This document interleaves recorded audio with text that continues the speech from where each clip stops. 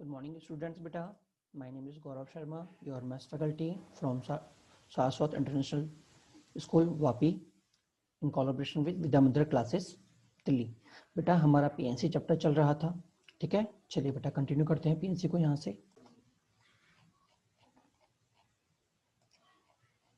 Question number 5 से continue करते हैं। बेटा देखिए क्वेश्चन क्या बोल रहा है, how many way 5 different letter can be made if 3 different boxes are available. मतलब बेटा ये क्वेश्चन में ये कहना चाह रहा है कि अगर आपको 5 लेटर पोस्ट करने हैं, ठीक है, और आपके पास 3 लेटर बॉक्स अवेलेबल हैं, तो बेटा आपके पास कितने तरीके होंगे लेटर को पोस्ट करने के लिए, 5 लेटर्स को पोस्ट करने के लिए, ठीक है ना।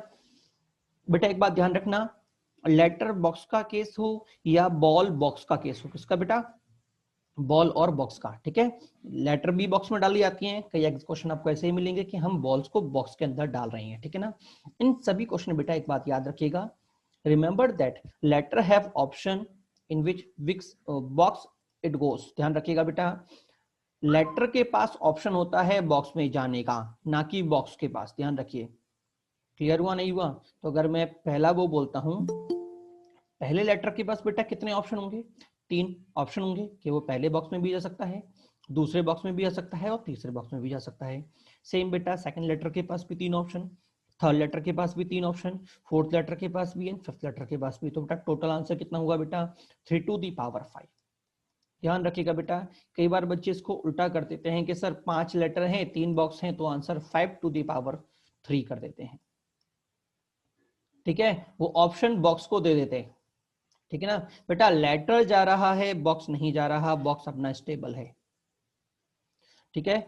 तो ये चीज ध्यान रखिएगा, मिस्टेक मत करिएगा, इधर सिली मिस्टेक होता है, 5 टू दी पावर 3 नहीं 3 टू दी पावर 4 होगा, ठीक है। और वैसे मैंने यहाँ पे केस लिखा हुआ है, in case of ball box and letter box. बेटा ध्यान रखिएगा, ये हमारा सिंपल केस है, immovable to the power movable, मतलब जो मूवेबल नहीं है वो तो मेरा बेस होगा और जो मूवेबल है बेटा वो मेरा पावर होगा, ठीक है। जैसे यहाँ पे मेरा मूवेबल क्या है, लेटर्स, और इनमूवेबल क्या है, बॉक्स, तो आंसर क्या है 3 टू दी पावर 5। सेम अगर बॉल वाला केस भी आएगा तो आंसर क्या होगा, box to the power ball या लेटर, जो भी है। क्लियर हुआ सभी के लिए। चलिए आगे बढ़ते हैं अगले क्वेश्चन पे। अगला क्वेश्चन क्या बोल रहा है बेटा, 10 true false type question is given. आपको 10 ट्रू फॉल्स टाइप क्वेश्चन दे रखे हैं, ठीक है ना। और आपसे पूछा गया है कि भैया बताओ how many sequence of answers is possible. बेटा सिंपल सी बात ये है कि आपको 10, मान लो आपके क्लास में क्वेश्चन शीट बांटी गई है जिसमें 10 ट्रू फॉल्स टाइप क्वेश्चन दे रखे हैं, ठीक है ना। अब बेटा एक बता देना कि अगर आपको 10 क्वेश्चन दे रखे हैं 1 2 3 4 5 और ट्रू फॉल्स टाइप के हैं, तो बेटा पहले क्वेश्चन के लिए कितने ऑप्शन अवेलेबल है मेरे पास, 2 ट्रू या फॉल्स। दूसरे के लिए भी कितने, 2। तीसरे के लिए भी कितने, 2। चौथे के लिए भी कितने, 2। तो टोटल कितने ऑप्शन अवेलेबल हुए बेटा मेरे पास, 2 की पावर 10। इज इट क्लियर हुआ नहीं हुआ। कितना आंसर आएगा बेटा, 2 की पावर 10। मतलब बेटा अगर आप ध्यान से देखें तो बेटा ट्रू फॉल्स वाले क्वेश्चन जो होंगे ना वो एक्चुअल में 10 कॉइन वाला केस ही वो करेगा। आपको याद हो तो लास्ट क्लास हमारी जब हुई थी तो मैंने कहा था ट्रू फॉल्स वाला क्वेश्चन हो गया, ठीक है, क्लाउडी एंड रेनी वाला क्वेश्चन हो गया, क्लीन एंड क्लाउडी। इसके अलावा मैंने ऑन ऑफ वाला केस बताया था। ये सभी कैसे डील होंगे बेटा, 10 कॉइन की तरह से। किसकी तरह से, 10 कॉइन वाले केस की तरह से, ठीक है। अच्छा अब जरा समझिएगा, number of way all right answer can be given. बेटा देखो एग्जामिनर बोल रहा है कि इन टोटल तरीकों में से, देखो पहली बात तो ये समझिएगा 2 की पावर सेट मतलब 10 क्वेश्चन अगर मैं दे रहा हूं तो 10 क्वेश्चन अगर ट्रू फॉल्स के हैं तो कितने आंसर पॉसिबल है, मैंने बोला 2 की पावर 10। 2 की पावर 10 का मतलब आप जानते हैं 1024, मतलब 10 क्वेश्चन को अगर आप अलग अलग आंसर टिक करना चाहोगे तो पॉसिबली 1024 अलग अलग ओमार मार्कशीट बन सकती हैं। जैसे कि मैं अगर बोलूं किसी बच्चे ने पहला क्वेश्चन से लेके 10 तक सभी क्वेश्चन पे मेरे किसी बच्चे ने फॉल्स टिक किया, क्या टिक किया, फॉल्स टिक किया, 1 से लेके लास्ट तक के सभी क्वेश्चन पे किसी बच्चे ने फॉल्स टिक किया, ठीक है। अब कोई एक बच्चा आया जिसने इन सभी में से पहले को ट्रू कर दिया, बाकी सारे फॉल्स कर दिए, तो ये दोनों केस अलग हो गए, ठीक है ना। पहला ट्रू कर दिया और बाकी सारे क्या कर दिए, फॉल्स कर दिए। दूसरा बच्चा आया, उसने पहला फॉल्स रखा, दूसरा ट्रू कर दिया, बाकी सारे फॉल्स कर दिए, तो ये भी क्या होगा, अलग केस में काउंट होगा। ठीक है, इसने भी 9 फॉल्स 1 ट्रू किया था, इसने भी 9 फॉल्स 1 ट्रू किया है, बट दोनों की पोजीशन अलग अलग है। इसने पहले को ट्रू किया था और इसने दूसरे को ट्रू किया है, तो दोनों की ओएम मार्कशीट को मैं सेम मानूंगा, अलग अलग मानूंगा? ऑब्वियसली बात है, दोनों की ओएम मार्कशीट क्या होगी, डिफरेंट कंसीडर की जाएगी। Is it clear to all? क्या सभी को समझ में आया मैंने क्या बोला? हाँ जी, जैसे मान लो किसी बच्चे ने दो क्वेश्चन पे ट्रू टिक किया है, राम ने भी मान लो 2 पे ट्रू टिक किया है और मोहन ने भी बेटा 2 पे ट्रू टिक किया है। ठीक है, अगर वो दोनों की जो ट्रू टिक कर रहे हैं, अगर वो सेम क्वेश्चन पे ही टिक करते हैं तो मैं इनको सेम मानूंगा। बट अगर मान लो एक भी मैंने चेंज कर दिया कि भैया मैंने दूसरे पे ट्रू टिक किया और 5वें पे किया, और मोहन ने 5वें पे किया और 9वें पे किया, तो ये दोनों क्या की जाएंगी, अलग अलग कंसिडर की जाएंगी। ठीक है ना, तो बेटा इस तरह से अगर मैं अलग अलग ओएम मार्कशीट बनाता हूं तो मैक्सिमम कितने पेयर पॉसिबल हो पाएंगे, 2 की पावर 10। ठीक है, अब अगले क्वेश्चन में एग्जामिनर क्या बोल रहा है, number of way all answer is right can be given. बेटा सभी आंसर राइट देने का तरीका क्या होगा?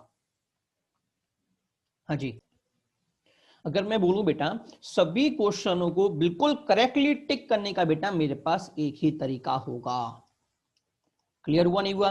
सिर्फ 1 तरीका होगा, तो सिर्फ सभी करेक्ट होने का तरीका कितना होगा, 1 होगा। अच्छा मान लो किसी बच्चे ने पूछा कि number of way one can attend all wrong answer, all wrong answer का भी कितना तरीका होगा बेटा, एक ही तरीका होगा। क्लियर हुआ नहीं हुआ? क्योंकि मुझे अगर सभी को सही देना है तो भी एक तरीका होगा, और सभी को रॉन्ग देना है तो भी एक तरीका होगा। ठीक है ना? अच्छा अगर आपसे कोई पूछ ले कि number of way at least 1 can be correct, मतलब अगर आपसे ये पूछा जाए कि भैया मुझे वो तरीके बताओ जिससे कम से कम पूरे आंसर शीट के अंदर कम से कम एक क्वेश्चन तो उस बच्चे का करेक्ट हो जाए। बेटा कम से कम एक होने का मतलब ये है कि एक करेक्ट हुआ तो भी काउंट होगा, 2 करेक्ट हुए तो भी काउंट होंगे, 3 करेक्ट हुए तो भी काउंट होंगे, 5 करेक्ट हुए तो भी काउंट होंगे, 10 की 10 करेक्ट हुए तो भी काउंट होंगे। ठीक है ना?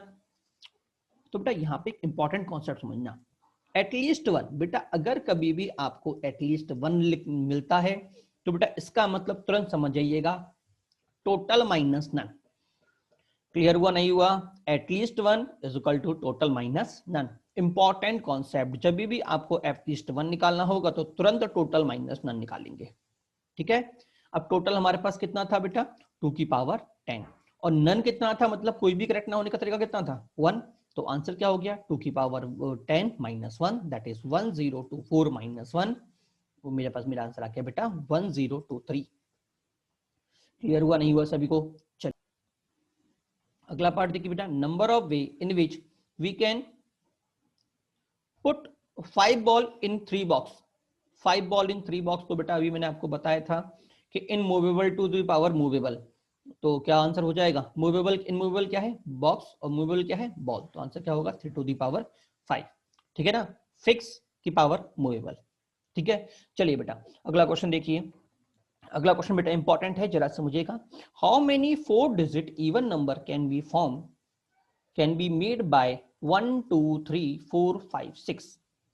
ठीक है ना, कि भैया मैं इन 6 डिजिटों से कितने इवन डिजिट के नंबर को फॉर्म कर सकता हूं।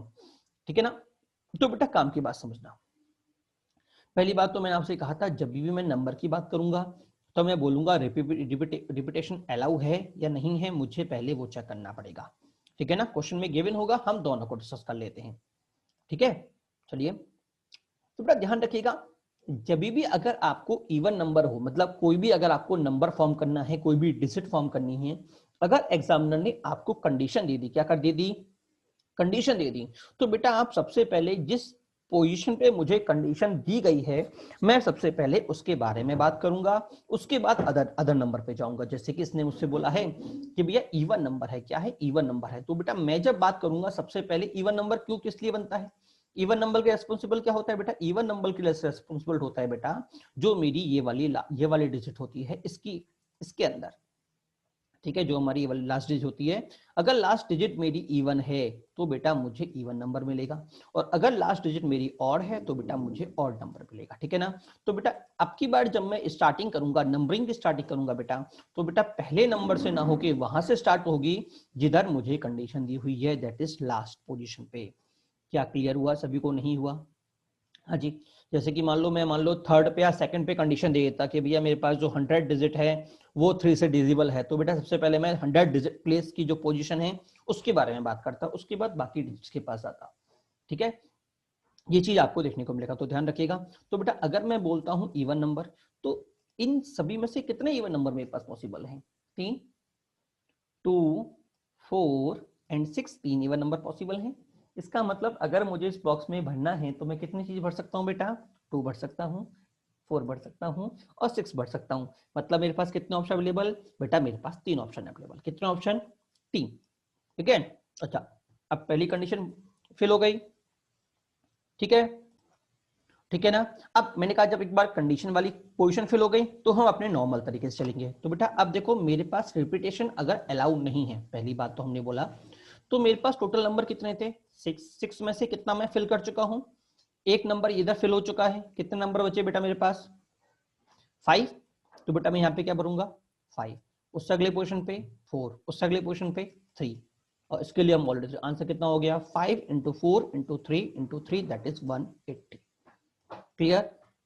अच्छा अगर बेटा यहीं पे रिपीटेशन अलाउ होता तो मेरे पास पहली पोजीशन पे कितने नंबर आ सकते थे? बेटा 6 नंबर आ सकते थे, क्योंकि जो यहाँ पे फिल हो चुका है वो उसको मैं फिर से यहाँ पे लिख सकता था। जैसे मान लो अगर मैं मान लो यहाँ पे 2 फिल कर दिया तो बेटा मैं वापस यहाँ पे भी 2 लिख सकता था।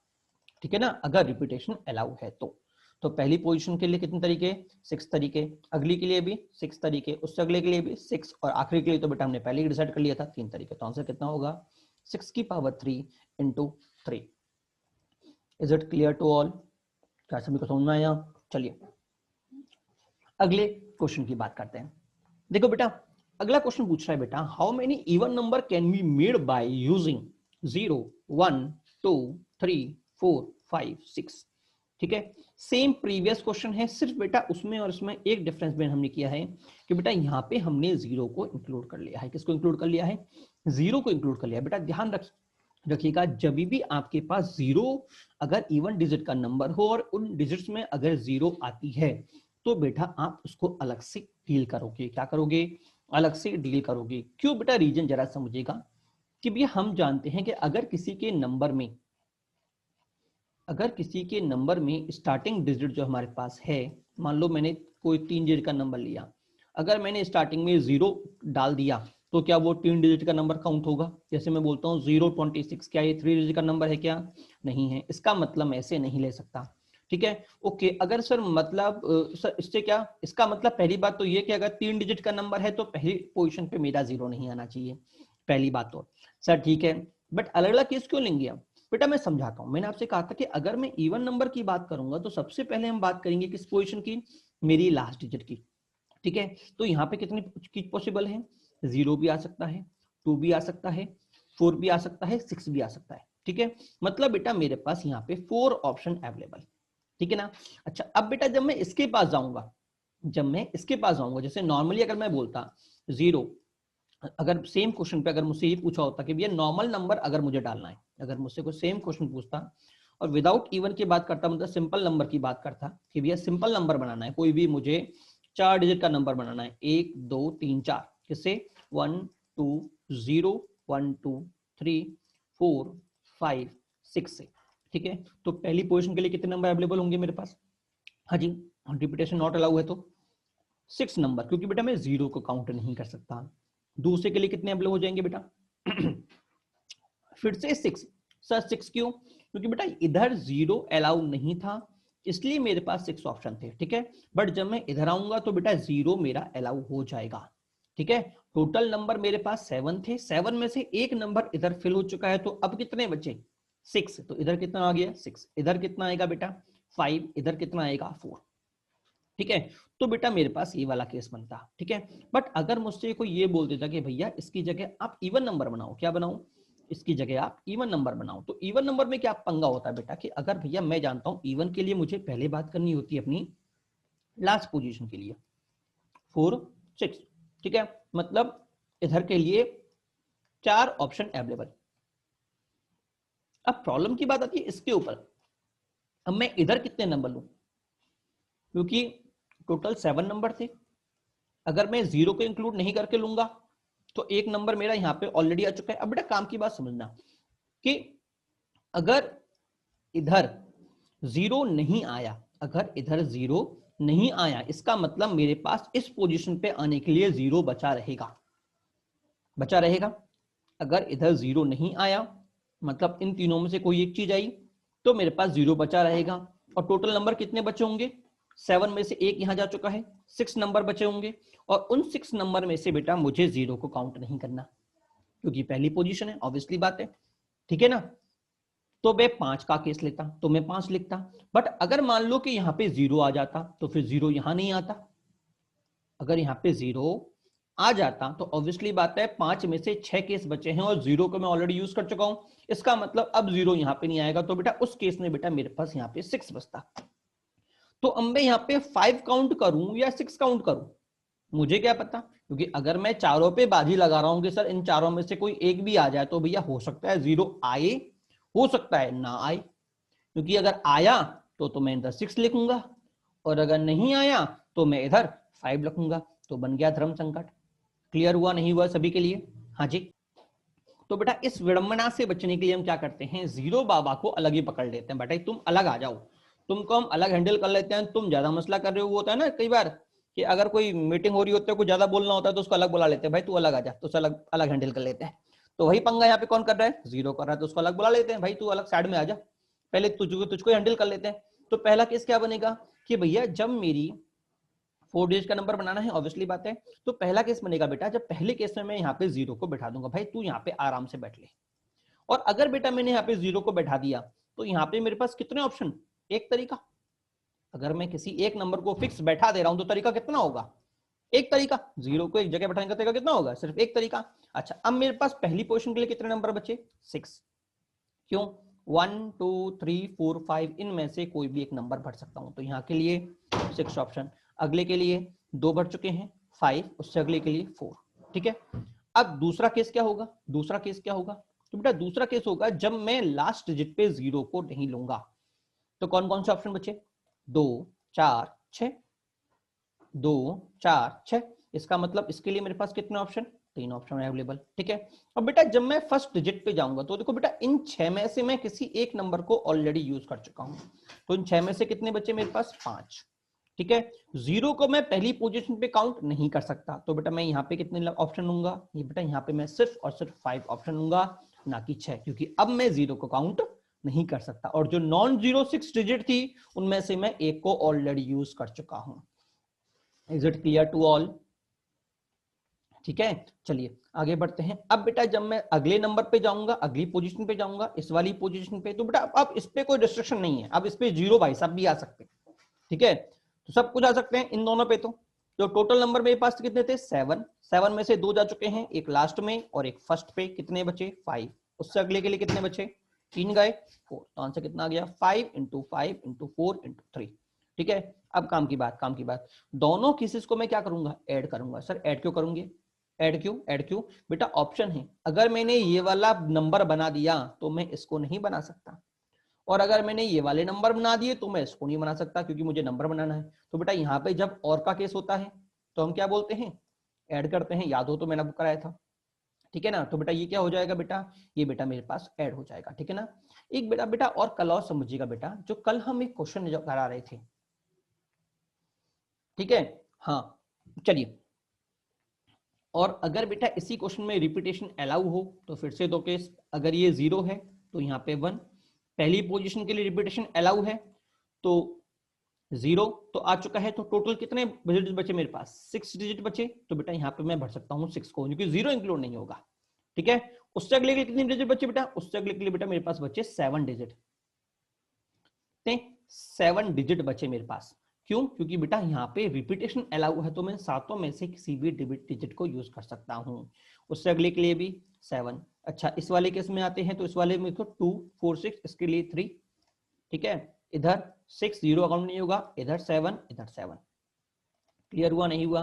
अब बेटा एक बात और देखिएगा कि अगर मैं इन दोनों को, जैसे यहाँ पे तो 1 था, अगर मैं इन दोनों को ऐड करता हूँ तो नीचे वाले केस में तो 6 × 7 × 7 कॉमन आ जाएगा, अंदर क्या बचेगा, इधर से 1 बचेगा और इधर से 3 बचेगा, ठीक है। इसका मतलब इधर मुझे क्या मिलने वाला है बेटा, इधर मुझे मिलने वाला है 4, ठीक है। और अगर आप ध्यान से देखो कि अगर मैं केस अलग ना बनाता और इधर में 0 ही पुट करके चलता, इधर में 0 ही किस पुट करके चलता बेटा, तो बेटा यहाँ पे मुझे 4 ही देखने को मिलता। क्या देखने को मिलता? यहाँ पे मुझे 4 ही देखने को मिलता। सर इसका मतलब क्या है? मतलब फिर तो दोनों को अलग अलग काउंट करने का फर्क ही नहीं हुआ। तो मैं कहूंगा बेटा फर्क कब पड़ेगा? अगर मुझे रिपीटेशन अलाउ नहीं है, अगर मुझे रिपीटेशन अलाउ नहीं है तो और इवन नंबर पूछा है और 0 उसमें इंक्लूड है, तो बेटा मैं सेपरेट केस लूंगा मेरे, ठीक है ना। बट अगर रिपीटेशन अलाउ है तो कोई फर्क नहीं कर पड़ेगा, उस केस में आप सिंगल उसको लेके भी सॉल्व आउट कर सकते हैं, कोई प्रॉब्लम की बात नहीं होगी। Is it clear to all? वापस रिपीट कर रहा हूं, अगर रिपीटेशन अलाउ नहीं है तो हमको दो दो केस लेने पड़ेंगे, ठीक है, इवन नंबर वाले केस में। और अगर डिजिट में 0 आ रही है तो कितने केस लेने पड़ेंगे? दो दो केस, अगर रिपीटेशन अलाउ नहीं है तो। और अगर रिपीटेशन अलाउ है तो बेटा हम एक केस में भी काम चला सकते हैं, ठीक है ना। वैसे मैं आपको बता दूं, कॉमनली ये दो चीज नहीं बताई जाती, सीधे बोला जाता है कि भैया इवन और 0 आए तो आपको दो केस लेने ही लेने हैं। क्यों? जिससे कि बच्चे से मिस्टेक ना हो, ठीक है ना।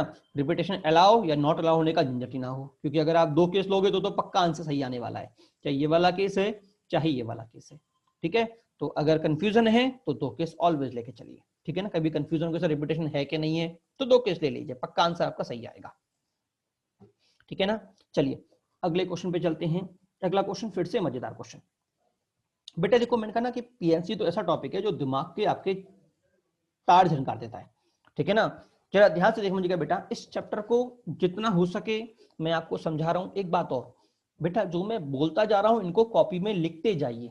जैसे मैंने बोला, देखो जब आप इसको आज से 6 महीने बाद कॉपी उठाओगे ना तो समझ नहीं पाओगे सर ये क्या किया आपने। अभी तो हम थोड़े बहुत लिख दे रहे हैं क्योंकि हमने कुछ नहीं लिखा भाई यहाँ पे, सर ये कैसे आया, तो ये नोट आप डालते जाइए। देखो मैंने अपने नोट्सों में ये डाला हुआ है क्योंकि मैं फैक्ट बोल रहा हूँ। ये तो खैर मेरे आपके नोट्स जो बनाए हैं वो पर्टिकुलर आपको पढ़ाने के पॉइंट ऑफ व्यू से ही बनाए हैं, इसलिए मैंने सब कुछ लिखा हुआ है। बट अगर आप मेरे ओरिजिनल नोट्स को भी देखोगे ना, ठीक है ना, उनके अंदर ही बेटा मैंने ये चीज बार बार लिखी हुई है हर एक जगह में। क्योंकि कई बार तो अगर मैं भी उठाता हूँ ना तो कई बार मैं भी कंफ्यूज आता हूँ कि भैया यहाँ पे मैंने 5 क्यों किया था, वो 6 से इंटू क्यों नहीं किया, ठीक है। तो ये चीज आप कंफ्यूज ना हो कि भैया पे 5 क्यों आया, 6 क्यों आया। तो बेटा हर एक लाइन में अपने छोटे छोटे नोट्स बनाते जाओ कि भाई ये नंबर क्यों आया, ये नंबर क्यों आया, इधर मैंने क्यों लिया, ठीक है ना। क्वेश्चन को पूरा लिखते जाइए, ठीक। अगले क्वेश्चन की बात करते हैं, ठीक है। बेटा देखिए क्वेश्चन क्या बोल रहा है, by 0 1 2 3 4 5 6 how many 5 digit number which is greater than 2 4 0 0 0। मतलब बेटा इन सभी डिजिट से बनने वाले वो नंबर बताइए जो इस नंबर से बड़े हों। तो सर इस नंबर से बड़े तो भैया हम सर इजीली निकाल सकते हैं 5 डिजिट के, क्योंकि 5 डिजिट का मैक्सिमम नंबर हम जानते हैं ये होता है, ठीक है। इसको मैं इससे माइनस करूंगा तो बेटा बड़े नंबर निकल जाएंगे। बट बेटा मैं ये बात बोलूंगा कि मुझे जो डिजिट चुननी है वो सिर्फ यही चुननी है। इसका मतलब अगर मैं 2900 भी लेता हूं ना तो ये नंबर काउंट नहीं होगा, क्योंकि बेटा ये इन नंबरों से नहीं बनने वाला, ठीक है। हाँ तो मुझे पहली बात तो वही नंबर चुनने हैं जो इन 7 डिजिट से बन सके, ठीक है। दूसरी बात जो इससे बड़े हों, ठीक है ना। तो बेटा ध्यान रखिएगा, बड़े देखने का तरीका समझिएगा, बड़े बनने का, बड़े चुनने का तरीका समझिएगा। सबसे पहले हम बात करेंगे कि भैया जो भी मेरा नंबर होगा वो 2400 से बड़ा होगा, ठीक है। तो पहली बात मैंने 2 और 4 को फिक्स कर दिया, 2 और 4 को, पहले दो नंबर्स को मैंने फिक्स कर दिया, ठीक है। फिक्स करने से क्या हुआ बेटा, देखो मेरे पास जोन अलग अलग बन सकते हैं, मेरे पास जोन अलग अलग बन सकता है। देखो 2400 से बड़ा नंबर जैसे 2 3 4 5 1, ठीक है, ये नंबर बन गया। उसके बाद बनेगा 25 26 चलेगा, 27 नहीं आएगा, ठीक है।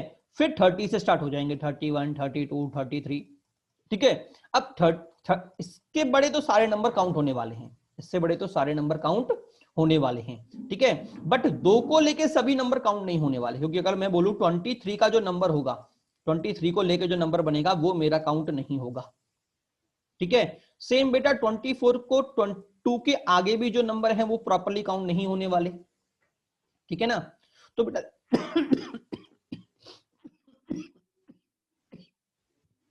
तो हमारा पहला काम होगा बेटा कि पहले दोनों को फिक्स कर दो। पहले हम 24 तक की बार कर लेते हैं, ठीक है। उसके बाद आगे बढ़ते जाएंगे, हम आगे एनालाइज करते जाएंगे। ठीक है ना। तो पहले हम फिक्स कर लेते हैं 24 को। तो बेटा मेरे पास 24 को अगर मैं फिक्स करता हूं, 1 2 3 4 5 बॉक्स हो गए। पहले में 24 को मैंने फिक्स कर दिया, तो इसका तरीका एक, इसका तरीका एक। ठीक है, अब बेटा यहाँ पे मेरे पास कितने ऑप्शन बचे भरने के लिए? हाँ जी क्लियर, 7 ऑप्शन, क्योंकि 0 से लेके 7 तक पढ़ सकता हूं। इधर कितने बचे? 7 ऑप्शन। इधर कितने बचे?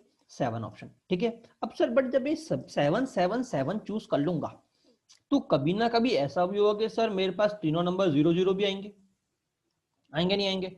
और अगर सर तीनों नंबर अगर 0 हो गए, तो सर ये नंबर मेरा 2 4 0 0 से बड़ा ना हो कि बराबर हो जाएगा। तो मैं कहूंगा बेटा बिल्कुल सही कह रहा है, बराबर हो जाएगा। तो फिर मैं क्या करूं? तो फिर मैं एक काम करता हूं सर, इसको 0 को हटा देता हूं। इसको 0 को हटाते ही मैं यहाँ पे 6 केस ले लेता हूं, क्योंकि 0 हट गया। अब जो नंबर बनेगा ऑब्वियसली बात है वो 0 0 से बड़ा ही बनेगा। क्या सभी को समझ में आ रहा है? नहीं आ रहा? मैंने क्या बोला कि मैं इस x को 0 को हटा के बचे हुए 7 के 7 में से 6 नंबर ले लेता हूं, तो ऑब्वियसली बात है यहाँ पे 0 नहीं आएगा। तो भाई मेरा नंबर जो होगा वो 0 0 से 0 0 से 2 4 0 से बड़ा ही बनेगा। क्लियर? ठीक है, बट समस्या ये कि बेटा अगर आपने ऐसा कर दिया तो आपने दुर्घटना घट दी। क्यों? क्योंकि जैसे ही आपने यहाँ पे 0 को रिमूव किया, तो बेटा आपने ये वाला केस भी रिमूव कर दिया कि अगर मैं यहाँ पे 1 1 0 लिखने वाला था, 1 1 0, क्योंकि आपने अगर यहाँ से 0 को हटा दिया, इसका मतलब आपने ये वाला केस हटा दिया। और ये वाला केस मैं काउंट करूंगा क्योंकि ये 2400 से बड़ा है। ठीक है, और उन सभी नंबर से बन रहा है। तो बेटा ध्यान रखिएगा, कभी भी डिजिट को मत रिमूव करना कि भैया उस पूरे डिजिट, क्योंकि अगर आप एक भी डिजिट यहां से कम कर रहे हो ना, तो आप एक साथ एक नहीं कई सारे केसेस को कम कर दे रहे हो। क्योंकि अगर आप 7 लिखोगे तो 7 क्यूब बनेगा, और अगर आप 6 लिखोगे तो 7 इंटू 6 बनेगा। तो आपने कितने केस खा गए एक तरह से, क्योंकि 7 क्यूब का मतलब होता है बेटा 7 स्क्वायर इंटू 6 प्लस 7 स्क्वायर, यही तो होता है इसका मतलब 7 क्यूब का मतलब आप 49 केसेस को खा चुके हैं। बल्कि आपको 49 केसेस नहीं हटाने थे, आपको सिर्फ एक केस हटाना था। क्या सभी को क्लियर हुआ? नहीं हुआ? हाँ, तो बेटा हम क्या करेंगे, हम बेटा इसको 7 ही लिखेंगे और लास्ट में बेटा क्या करेंगे, हम -1 कर देंगे जो हमारे पास ये वाला केस एक्स्ट्रा आया है। ठीक है, काम की बात समझिएगा। तो पहला केस हो गया। अब मैं क्या बोलना चाह रहा हूं कि भैया 24 की सीरीज में जो भी नंबर आने थे वो मेरे यहां से आ गए। ठीक है, अब अगला पॉइंट है कि 22 तो मेरा अभी मैंने फिक्स रखा, मैंने 4 की वाली जगह को वेरिएबल कर दिया। ठीक है, अब आप मुझे बताइएगा कि मेरे पास नंबर कहां से कहां तक थे? मेरे पास नंबर थे बेटा 0 1 2 3 4 5। अब देखो 4 के लिए सारे नंबर निकल चुके हैं। अब मैं कितने नंबर इधर डालूं कि भैया मुझे 24 से बड़ा मिले? 0 का डालूंगा तो छोटा मिलेगा, 1 भी छोटा देगा, 2 भी छोटा देगा, 3 भी छोटा देगा, 4 काउंट कर चुका हूं। तो मेरे पास कितने ऑप्शन बचे? सिर्फ 2 ऑप्शन, 5 एंड 6। तो पहले के लिए 1, दूसरे के लिए 2, 5 और 6, और अगले के लिए 7, उससे अगले के लिए 7, उससे अगले के लिए 7। क्योंकि 25 से बड़ा जो भी नंबर होगा वो सारे काउंट हो जाएंगे। ठीक है ना? अब देखो ध्यान रखिएगा, एक एक नंबर घटा रहा हूं मैं। पहले मैंने इन दोनों को फिक्स किया था, उसके बाद सिर्फ 2 को फिक्स किया, अब मैं 2 को भी वेरिएबल कर दूंगा। अब देखो अगला नंबर क्या होगा, अब सारी डिजिट मेरे लिए ओपन हो गई। अब 2 से बड़ा कौन सा नंबर है जरा देखोगे? 3 4 5 6, 3 4 5 6। तो पहले के लिए कितने ऑप्शन हो गए बेटा? 4 ऑप्शन। और बाकी के लिए कितने बेटा? 7 ऑप्शन। और लास्ट में क्या करूंगा? -1 करूंगा। Is it clear? हाँ बेटा, तो ये -1, क्योंकि जो हमको ये इंक्लूड कर लिया था ये रिमूव करना था, तो बेटा -1 कर दिया। अब बेटा देखो इसको हम काउंट कैसे करते हैं वो भी जरा समझिएगा। मैं इसे कैसे लिखूंगा? इसे मैं लिखूंगा 7 क्यूब। इसे कैसे लिखूंगा? 2 इंटू 7 क्यूब। इसे मैं कैसे लिखूंगा? 4 इंटू 7 की पावर 4 -1। ठीक है, अब बेटा ध्यान रखिएगा, ऊपर में से जो मिनिमम डिजिट पावर है 7 क्यूब पावर है, उसको कॉमन निकाल लो। ठीक है, इधर से क्या बचेगा बेटा मेरे पास? ओ, कुछ गड़बड़ किया है। हाँ, इधर से बेटा मेरे पास बचेगा 1। इधर से क्या बचेगा बेटा मेरे पास? नहीं नहीं नहीं, हाँ सही है, देखिएगा इधर से क्या बचेगा बेटा मेरे पास? 1। इधर से क्या बचेगा बेटा मेरे पास? 2। और बेटा इधर से क्या बचेगा बेटा? इधर से बेटा मेरे पास बचेगा 4 इंटू 7। तो 1 + 2 कितना होता है? 3, और 4 इंटू 7, 4 इंटू 7। ठीक है, तो बेटा ये कितना हो गया बेटा? ये हो गया 31। तो मैं कैसे लिखूंगा? 31 इंटू 7 क्यूब -1। क्लियर हुआ नहीं हुआ? एग्जामिनर कॉमनली इस फॉर्म में आपका आंसर देगा। ठीक है, बजाय आप उसको पूरे सॉल्व करने मत बैठ जाना। ठीक है, हाँ ट्राई करिए इस तरह से निकालने का। ठीक है, और अगर आपको सॉल्व भी करना है तो अब लाके सॉल्व करिएगा, कहीं आप यहाँ पे एक एक सॉल्व करना स्टार्ट कर दो, सर पहले मैं ये सॉल्व करूंगा, फिर मैं इसे सॉल्व करूंगा, फिर इसे सॉल्व करूंगा, फिर उनको ऐड करूंगा, ये नहीं करना। पहले पूरा सिंप्लीफाई करना है, हो सकता है आपको इसी फॉर्म में आंसर दे रखा हो। ठीक है, और सिंप्लीफाई करने के बाद भी अगर कुछ ऑप्शन रह जाए कि भैया सर ये इसमें आंसर नहीं दे रखा, पूरा सॉल्व कर रखा है, तो फिर आप सॉल्व करो। ठीक है, तो फिर आप सॉल्व करो। वैसे ईमानदारी सी बात यह कि आपको सॉल्व करने की भी जरूरत नहीं होती, अगर आप यहां तक आ गए हो ना तो आप ऑप्शन देख के भी आंसर अनुमान लगा सकते हो। जैसे 7 क्यूब का मतलब क्या होता है, 7 इंटू 7 कितना होता है, लास्ट डिजिट कितनी होती है, 49 होती है। ठीक है, और 9 को जब मैं फिर से 7 से इंटू करूंगा तो कितना आएगा लास्ट डिजिट, बेटा मेरे पास लास्ट डिजिट आएगा 3 आएगा। और 3 को बेटा जब मैं 31 से मल्टीप्लाई करूंगा तो इसकी लास्ट डिजिट 3 है, और 31 की लास्ट डिजिट मल्टीप्लाई डिजिट कितनी है, 1 है। मतलब इस पूरे नंबर की लास्ट डिजिट बेटा मेरे पास लास्ट डिजिट आने वाली है 3। और बेटा जब मैं 3 को 1 से माइनस करूंगा तो मेरी लास्ट डिजिट आने वाली है 2। अब मैंने इसको कहीं पे भी सॉल्व नहीं किया, सिर्फ लास्ट डिजिट को निकाल लिया। ठीक है, और आपको बेटा ऑप्शन से लास्ट डिजिट से पता पड़ जाएगा कौन सा नंबर आपका ऑप्शन है कौन सा नहीं है। क्लियर हुआ नहीं हुआ? और इसके अलावा भी हमारे पास कुछ तरीके होते हैं सीधे आंसर निकालने का। अगर ज्यादा कैलकुलेशन आ रही है तो ट्राई करो सॉल्व करने का, बट अगर कैलकुलेशन ज्यादा है आप सॉल्व नहीं कर सकते तो फिर आपके ये वाले तरीके काम आते हैं। जैसे 7 क्यूब तो इजी है, आप इजीली सॉल्व कर सकते हैं, तो ट्राई कर लीजिए। ठीक है, बट अगर टाइम नहीं बच रहा, लास्ट का टाइम चल रहा है, खत्म होने वाला है, तो कुछ ना कुछ आपको ट्रिक सीखनी पड़ेगी। ठीक है, अच्छा अब अगला क्वेश्चन है बेटा, आपको इन डिजिट से वो नंबर निकालना है जो लेस देन 54000 हो, लेस देन 54000। बेटा देखिए, अगर मुझे लेस देन की बात करनी है तो अगर मैं बोलता हूं 5 4 से, बेटा देखो 4 से मुझे छोटा नंबर चुनना ही नहीं है, 4 तो मुझे काउंट करना ही नहीं है, 4 से नीचे ही जाना है, क्योंकि अगर 4 को काउंट कर लिया तो पक्का बड़ा नंबर निकल जाने वाला है। ठीक है ना, इसलिए 4 की तो बात ही नहीं होगी। और जब बेटा मैं 4 से नीचे वाला नंबर चुनने वाला हूं तो 4 वाला जो हमने पहला ये वाला किस लिया था, इसको लेने की जरूरत ही नहीं है। क्या सभी को समझ में आया? क्यों, अगर मान लो यहाँ पे 4 1 3 2 होता तो भाई मुझे 4 वाला किस लेना पड़ता कि भैया इससे मुझे छोटा किस लेना है। ठीक है ना, बट अभी नहीं है, तो सीधे मैं 5 के बाद सीधे ऑप्शन लूंगा। कौन कौन से, पहला 5 फिक्स, बाकी ऑप्शन कौन से खुले, 0 1 2 3, तो मुझे मिला 1 इंटू 4 इंटू 7 इंटू 7 इंटू 7। ठीक है, प्लस किया। अगला केस की बात करेंगे बेटा, तो अगला केस ये ओपन हो गया, अगला केस बेटा मेरा 5 ओपन हो गया। अब 5 के लिए कितने ऑप्शन बेटा वापस, हाँ जी 1 काउंट होगा, 0 काउंट नहीं होगा, फर्स्ट डिजिट है, 2 काउंट होगा, 3 काउंट होगा, 4 काउंट होगा, that is 4 into 7 into 7 into 7। तो मुझे कितना मिला, 4 इंटू 7 क्यूब प्लस 4 इंटू 7 की पावर 7। तो बेटा 7 क्यूब कॉमन आ गया, अंदर क्या बचा 4 और 7, 4 इंटू 7 कितना होता है 28। तो मुझे आंसर कितना मिला बेटा, मुझे मिला 32 इंटू 7 की पावर 3। क्या सभी को समझ में आया? क्लियर हुआ? अब बेटा अगला क्वेश्चन, ये आपका होमवर्क है, दिमाग से करिएगा, मैं बोल रहा हूं number greater than 24,000 but less than 54,000। ठीक है ना, और इन 5 डिजिट का नंबर ही बनाना है जो इन नंबरों से बने, और वो नंबर निकालने हैं जो 24 से बड़े हों और 54 से छोटे हों। अब आपको यहाँ पे ये दिमाग लड़ाना है कि मैं किसको प्लस सीधे निकालने बैठूंगा या जोड़ के घटाऊंगा या क्या करूंगा, आई डोंट नो। आप दिमाग लड़ा के एक बार खुद सॉल्व करिएगा। ठीक है, चलिए अगले क्वेश्चन की बात करते हैं। अगला क्वेश्चन क्या बोल रहा है बेटा, हाँ जी अगला क्वेश्चन बेटा बहुत अच्छा क्वेश्चन है, find 3 digit number containing only 7, repetition not allow. ठीक है, और containing number containing only 1 7, only 7 का मतलब होता है बेटा ओनली 1 7। देखो ठीक है ना, अब जरा समझना बेटा, इजी क्वेश्चन है, हार्ड नहीं है। ठीक है, अच्छा एग्जामिनर बोल रहा है कि 3 डिजिट का नंबर निकालो जिसमें सिर्फ एक ही 7 हो। तो बेटा पहली बात तो, या फिर तो 7 मेरा इधर आएगा, अगर 7 मेरा इधर आया तो पहले के लिए कितने ऑप्शन ओपन हो गए, टोटल 10 थे, 10 में से 7 रिमूव हो गया, फर्स्ट पोजीशन है तो 0 भी रिमूव हो गया, तो बेटा मेरे पास कितने बचे 8। कितने बचे 8। तो पहली पोजीशन में मैंने कौन कौन से हटाए बेटा, पहली पोजीशन में बेटा मैंने हटाए 0 और 7। ठीक है, जब मैं सेकंड पोजीशन पे जाऊंगा बेटा तो बेटा वापस मेरे पास 8 आ जाएंगे। सर 8 क्यों, एक 7 और एक पहला वाला, क्योंकि 0 अब इंक्लूड हो चुका होगा, तो यहाँ पे भी कितना आएंगे 8। तो मुझे कितना मिला 8 इंटू 8 इंटू 1, प्लस का मतलब या फिर 7 इधर होगा। 7 कहाँ पे होगा? इधर, क्योंकि 7 आपने इधर नहीं लिया था। जब 7 इधर होगा तो इसके लिए 8 और इसके लिए भी 8, क्योंकि यहाँ पे मैं 0 और 7 को काउंट नहीं करूंगा। तो इधर 8 आ गए, और जब ये दोनों भर गए तो मेरे पास कितने बचे? 8 डिजिट बचे। बेटा लास्ट का केस मजेदार है। क्यों? अगर मेरा 7 पहले डिजिट पे आया तो, जैसे मेरा 7 पहले डिजिट पे आया तो बेटा यहाँ पे मेरे पास कितने ऑप्शन इस बार ओपन हुए?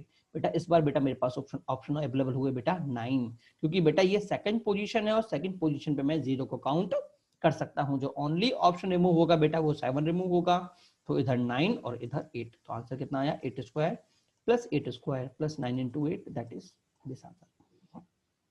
ठीक है, अगला क्वेश्चन है बेटा 3 digit number containing at least 1 7, containing at least 1 7। At least 1 7 का बेटा मैंने आपको बताया था total minus none. Total minus none, तो टोटल का मतलब सर टोटल निकाल लेते हैं। पहला केस रिपीटेशन नॉट अलाउ की बात करूंगा तो कितना होगा? पहली पोजीशन के लिए 9, अगले के लिए 10, उससे अगले के लिए 10। ठीक है, और नन के लिए क्या होगा बेटा? बेटा नन की अगर मैं बात करूं कि भैया मुझे कोई भी 7 चुनना ही नहीं है, तो भैया सिंपल सी बात है, जो मैं डिजिट चूज कर रहा हूं 10 डिजिट चूज कर रहा हूं, अगर मैं उन डिजिट अंदर से 7 को डिलीट ही कर दूं, मान लो आपके पास कीबोर्ड है, कीबोर्ड में से आपको पासवर्ड टाइप करना है और लग बाय चांस आपका 7 वाला डिजिट का नंबर आपका खराब हो गया है, ठीक है, इसका मतलब आप कोई भी नंबर टाइप ही नहीं कर सकते जिसमें 7 आएगा। क्लियर हुआ नहीं हुआ? तो मैं बोल रहा हूँ कि मैं 10 डिजिट में से अगर 7 को ही गायब कर दूं तो मेरे पास जो नंबर बनेगा उसमें 7 का भी आएगा क्या? कोई भी 7 नहीं आएगा, मतलब नन वाला केस हो जाएगा। ठीक है ना, तो ध्यान रखिएगा बेटा, कभी भी अगर इस तरह केस बनाना हो तो उस डिजिट को ही गायब कर दो। क्लियर? तो फिर मेरे पास बची कितनी डिजिट? 9 बची, क्योंकि अब इन डिजिट से जो भी मेरे नंबर बनेंगे वो सभी नंबर बनेंगे जिसमें 7 काउंट नहीं होने वाला। तो अगर 9 है तो उनमें 0 भी होगा, तो पहली पोजीशन के लिए 8 क्योंकि 0 काउंट नहीं होगा, अगले के लिए 9, उससे अगले के लिए 9 क्योंकि रिपीटेशन अलाउ है, और जब नॉट अलाउ होगा तो इसके लिए पहले के लिए 9, दूसरे के लिए भी 9 क्योंकि 0 तो रिमूव हुआ है बट दूसरा इंक्लूड हो गया है, और अगले के लिए 8, और नन के लिए 8 8 7। ठीक है, ये हो गया रिपीटेशन अलाउ वाला केस, और बेटा ये हो गया रिपीटेशन नॉट अलाउ वाला केस। Is it clear to all? ठीक है, चलिए अगले क्वेश्चन की बात करते हैं। अगला क्वेश्चन आपसे क्या बोल रहा है? अगला क्वेश्चन बेटा आपसे बोल रहा है, इंपॉर्टेंट क्वेश्चन है, number of 3 digit in which digit at 100th place is greater than other 2। मतलब आपसे एग्जामिनर बोल रहा है कि भैया मुझे 3 डिजिट के वो सभी नंबर बताने हैं जिसमें 100th प्लेस पे जो डिजिट है वो बाकी दोनों से छोटी है। ठीक है, तो पहली बात तो 100th प्लेस कौन सा होता है? राइट मोस्ट के लेफ्ट मोस्ट, अगर मैं तीनों को लिखता हूं तो राइट मोस्ट लेफ्ट, ये लेफ्ट मोस्ट हमारा 100 प्लेस होगा, राइट मोस्ट होगा हमारा होगा। ठीक है, तो बेटा बच्चे के बाद इससे कंफ्यूज जाते हैं, ध्यान रखिए, इसको 100 बोल देते हैं। हाँ, ये वाला हमारा 100 प्लेस होता है जो राइट मोस्ट होता है, ध्यान रखिएगा ऑलवेज। ठीक है, हाँ, तो जरा समझेगा कि भाई मुझे चूज करना है कि भैया ये वाला नंबर मेरे बाकी दोनों से ऑलवेज क्या हो? बड़ा हो। तो देखो चेक करते हैं। सबसे पहले बेटा मैं यहाँ पे क्या डालूंगा? 1 डालूंगा। जब बेटा मैं यहाँ पे 1 डालूंगा तो बाकी दोनों के लिए मेरे पास कितने ऑप्शन बचेंगे? सिर्फ एक एक कि मैं दोनों में 0 भर दूं, क्योंकि अगर 0 के अलावा मैंने कुछ भी भरा तो बेटा वो ये उन दोनों से बड़ा नहीं रह जाएगा। ठीक है, ओके ओके, ठीक है सर, ठीक है। अच्छा, अगर बेटा फर्स्ट पोजीशन पे 100th पोजीशन पे मेरे पास मैं 2 को लिख रहा हूं, किसे लिख रहा हूं? 2 को। ठीक है ना, तो बेटा यहाँ पे मैं कितने चीज भर सकता हूँ? इधर भी बेटा मैं 2 ऑप्शन भर सकता हूँ, 0 और 1, और इधर भी 2 ऑप्शन 0 और 1। तो मैं क्या बोलूंगा? 2 इंटू 2, 1 इंटू 2 इंटू 2। ठीक है, अच्छा अगर सर मैं इधर 3 चूज करूं, तो अगर मैं इधर 3 रखता हूं तो मेरे पास इसके लिए कितना ऑप्शन ओपन हो गया? 0 भी ओपन हो गया, 1 भी ओपन हो गया, और 2 भी ओपन हो गया, मतलब इसके लिए क्या बोलूंगा मैं? 3। इसके लिए भी 3, दैट इज 3 स्क्वायर। जब यहाँ पे 4 होगा तो मैं क्या बोलूंगा? अब कितने ऑप्शन ओपन होंगे बेटा मेरे पास? 4, 0 1 2 3, तो इसके लिए भी 4, इसके लिए भी 4। ठीक है, अब बेटा जरा आप ध्यान से देखना, अब सबको इन सबका क्या होगा? एडिशन, क्योंकि या फिर तो ये बनेगा या ये बनेगा या ये बनेगा या ये बनेगा। ठीक है, और अगर एडिशन होगा तो मैं क्या करूंगा? मेरे पास देखो आप कॉमन लेके तो पहला मेरा आया था 1 स्क्वायर, दूसरा आया था 2 स्क्वायर, तीसरा आया था 3 स्क्वायर, चौथा आया था 4 स्क्वायर, तो पांचवा क्या आएगा? 5 स्क्वायर, छठा 6 स्क्वायर, 7 7 स्क्वायर, 8 8 स्क्वायर, 9 9 स्क्वायर। 9 से आगे डिजिट नहीं होती, तो बेटा मेरा आंसर कितना हो गया? ये हो गया। ठीक है, और सम ऑफ n टर्म्स का, स्क्वायर ऑफ n टर्म्स का बेटा फॉर्मूला होता है n into n plus one into 2n+1/6। याद कर लें, इंपॉर्टेंट है, ठीक है, सीक्वेंस सीरीज में बहुत काम आने वाला है, ठीक है ना।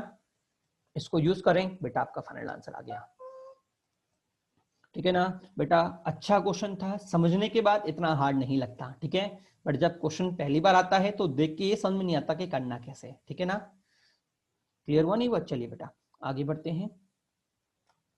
अगला क्वेश्चन बेटा मैं आपको होमवर्क दे रहा हूं, ठीक है। क्वेश्चन जरा समझिएगा। All possible 3 digit even number which can be formed with, चलिए इस क्वेश्चन को भी रहने दीजिए, अगली क्लास से बेटा हम इसे कंटिन्यूस करेंगे, ठीक है। चलिए बेटा आज की क्लास